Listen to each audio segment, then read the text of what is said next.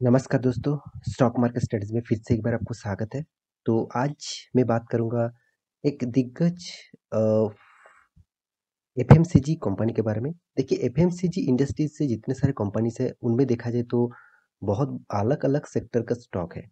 जैसे personal care के ऊपर है और फूड्स के ऊपर है और भी अलग-अलग प्रोडक्ट्स के ऊपर होते हैं।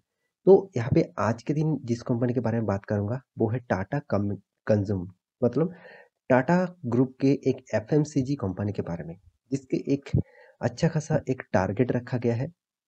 साथ ही साथ आज के दिन निफ्टी 50 के टॉप गेनर में देखा जाए तो टाटा कंज्यूम का नाम सबसे पहले आया है। तो उसके बारे में बात करूंगा तो वीडियो को पूरा देखिए और अभी तक अपने इस चैनल को सब्सक्राइब नहीं किया तो जरूर सब्सक्राइब कर लीजिए क्योंकि आपको daily basis stock market information चाहिए तो इस चैनल में बने रहिए। तो चलो देखते हैं आज के स्टॉक के बारे में। तो सबसे पहली बात यहाँ पे देखिए टाटा कंज्यूम जो है वो आज के दिन निफ्टी 50 का टॉप गेनर में है। टॉप गेनर करीबन देखा जाए तो 4% से भी ज़्यादा तेजी देखने को मिला, करीबन 30 पॉइंट्स का तेजी। देखिए इतना खराब सिचुएशन में भी देखिए कंपनी 1 साल के अंदर 23% से भी ज़्यादा रिटर्न कंपनी आपको दे चुके हैं। तो इसका मतलब क्या है? इसका मतलब कंपनी एफएमसीजी सेक्टर से एक अच्छा खासा परफॉर्मेंस लेकर ही काम कर रहा है और एक ज़बरदस्त रिटर्न भी आपको दे रहा है।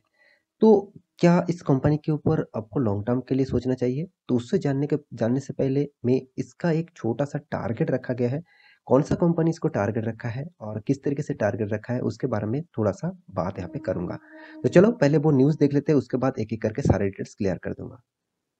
तो यहाँ पे देख सकते हैं जो टाटा कंज्यूमर है उसके ऊपर एक टारगेट रखा है। टाटा कंज्यूमर प्रोडक्ट्स के ऊपर टारगेट कितना है 770 और एक्चुअली देखा जाए तो टारगेट जो रखा गया था वो 14 मार्च में रखा गया था। तो पिछले दिनों से टारगेट रखा गया था।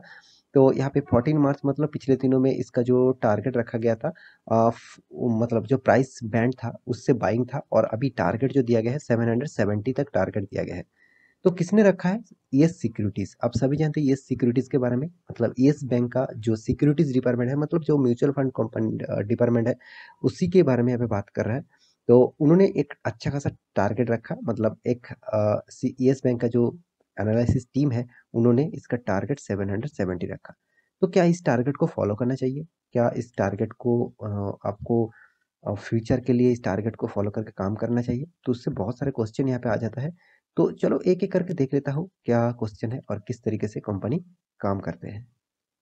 तो यहाँ पे देखा जाए तो Yes Securities has buy call on Tata consume products with a target price 770 rupees.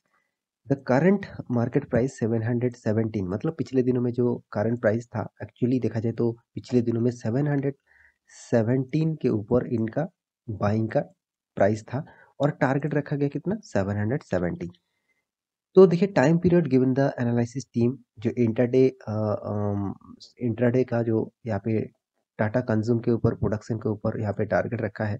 आप देख सकते हैं Tata consumer products limited incorporated in the year 1962 is a large cap company having market capitalization 66,024 crore. कोई छोटा मोटा कंपनी नहीं है। टाटा ग्रुप के एक दिग्गज एफएमसीजी सेक्टर से रहने वाला कंपनी है। तो देखिए टाटा की ये जो कंपनी है देखा जाए तो टाटा कंज्यूम प्रोडक्शन लिमिटेड की प्रोडक्ट्स मतलब जो प्रोडक्ट करते हैं रेवेन्यू सब से सेगमेंट इंक्लूड टी और others operating revenue real royalty income और एक्सपोर्ट इस सारे के सारे जुड़कर कंपनी अच्छा खासा इनकम करते हैं। तो इसीलिए यस बैंक ने मतलब यस सिक्योरिटीज ने इसको टारगेट रखा 770। तो क्या इस टारगेट को फॉलो करना चाहिए? देखिए मैं बिल्कुल कहूँगा आप इस तरीके से टारगेट को फॉलो करने से पहले एक बार स्टडी जरूर कर लेना क्योंकि देखिए यहाँ पे येस बैंक का टारगेट रखा गया है। येस बैंक सिक्योरिटीज ने टारगेट रखा। वो टारगेट हमेशा फिलहाल भी हो भी सकते हैं ना भी हो सकते हैं।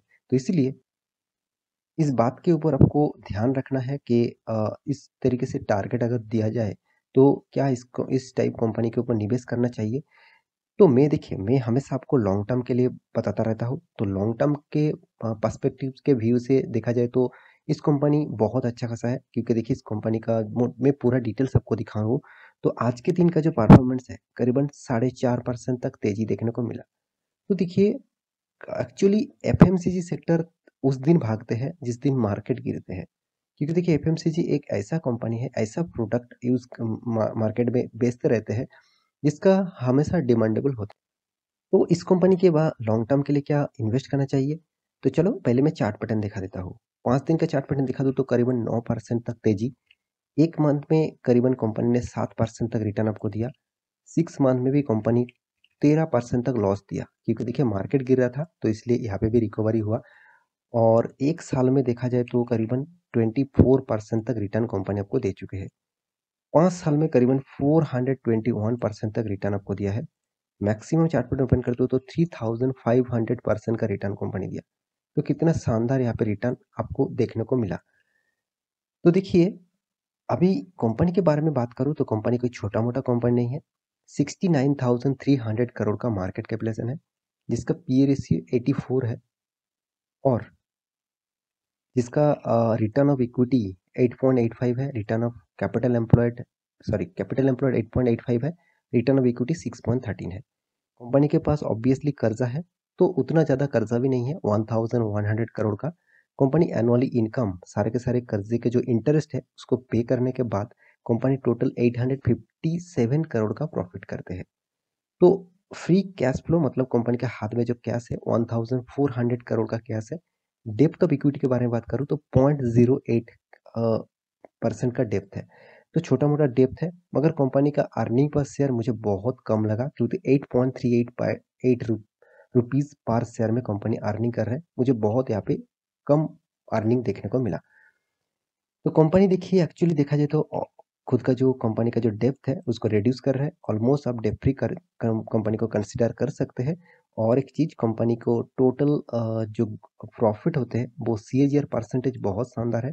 साथ ही साथ और एक चीज यहाँ पे आपको जरूर कहूंगा, ऑब्वियसली देखा जाए तो company has maintained health dividend pay out.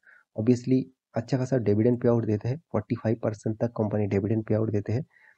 Company का डेटर्स डे जो है वो करीबन इम्प्रूव हो रहा है, 31% से 23% पर डे।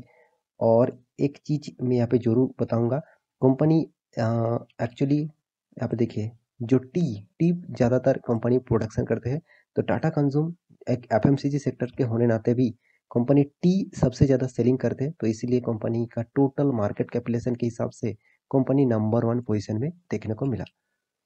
तो कंपनी के क्वार्टर बेसिस रिजल्ट के बारे में बात करूँ तो कंपनी सेल्स ग्रोथ बहुत शानदार है। कंपनी का एक्सपेंस भी उसी तरीके से देखने को मिला। और कंपनी का टोटल नेट प्रॉफिट के बारे में बात करूँ तो नेट प्रॉफिट भी कितना शानदार देखने को मिला। अच्छा खासा यहाँ पे नेट प्रॉफिट कंपनी करते है। हाँ, कोरोना के सिचुएशन में लॉकडाउन के टाइम में कंपनी 76 करोड़ का लॉस किया था। उसके बाद कंपनी हर साल में प्रॉफिट किया। और एक चीज, कंपनी देखिए आपको किस तरीके से रिटर्न दिया। कंपनी शानदार आपको एक एवरेज रिटर्न हमेशा देता आया है। करीबन करीबन देखा जाए कंपनी आपको 5% से भी ज़्यादा 30% तक रिटर्न आपको सालाना देते आए हैं। तो ये कोई खराब रिटर्न नहीं है, अच्छा खासा रिटर्न माना जाता है। कंपनी का सेल्स ग्रोथ, प्रॉफिट ग्रोथ सारे के सारे पॉजिटिव में है। रिटर्न ऑफ इक्विटी उतना ज़्यादा नहीं है। कंपनी का रिजर्व के बारे में बात करूँ, देखिए कंपनी का रिजर्व धीरे धीरे करके बढ़ते जा रहा है। मतलब हर साल में कंपनी का रिजर्व बढ़ते जा रहा है। कंपनी देखिए इन्वेस्टमेंट, तो कंपनी का जो इन्वेस्टमेंट है, देखिए जो कंपनी इन्वेस्टमेंट हमेशा नहीं करते मतलब उस कंपनी का ग्रोथ उतना खास नहीं हो रहा है। तो यहाँ पे इन्वेस्टमेंट अच्छा खासा हो रहा है। और साथ ही साथ कंपनी का जो कर्जा है, जो बोरिंग है, वो करीबन कर्जा तो पहले भी जिस तरीके से कर्जा था अभी भी उसी तरीके से कर्जा देखने को मिला। तो कंपनी ने आपको क्या दिया, प्रॉफिट का मतलब परसेंटेज के रिटर्न के बाद भी कंपनी डिविडेंड आपको साल भर में एक एक बार करके डिविडेंड भी देते रहते हैं। 2 रुपया, 2.5 रुपया, 4 रुपया करके डिविडेंड देते रहते हैं। मर्जर के बारे में बात करें तो कंपनी बहुत बार मार्च किया है। साथ ही साथ स्प्लिट भी कंपनी कर चुके हैं, 1:10 रेशियो में स्प्लिट भी कर चुके हैं। तो ओवरऑल बात करूं कंपनी के बारे में, कंपनी के हिस्सेदारी के बारे में बात करूं तो प्रोमोटर के पास 34% होल्डिंग है, एफआईएस के पास 25%, डीएस के पास 13% और पब्लिक के पास 26%। इसका मतलब हर इंडस्ट्रीज के पास इस कंपनी का हिस्सेदारी है। और इसका देखिए डीएस भी देखिए, लाइफ इंश्योरेंस कॉर्पोरेशन के पास सबसे ज्यादा हिस्सेदारी है, 3.44% का होल्डिंग। तो ओवरऑल बात करूं कंपनी जबरदस्त है। इसका चार्ट पैटर्न भी बता रहा है किस तरीके से ग्रोथ कंपनी कर रहा है। तो मेरे हिसाब से इस टाइप कंपनी से आप दूर रहे तो बहुत मतलब अच्छा खासा निवेश स्टॉक में आपको करना चाहिए। मेरे हिसाब से इस कंपनी बेस्ट है। तो फ्यूचर के लिए ऑब्वियसली आपको अच्छा खासा रिटर्न चाहिए, तो इस कंपनी के ऊपर स्टडी करके निवेश करने के लिए सोचिए। तो मिलते हैं इसी तरीके से नया स्टॉक लेके, तब तक के लिए अच्छे से रहिए, अपना ख्याल रखिए। Bye bye.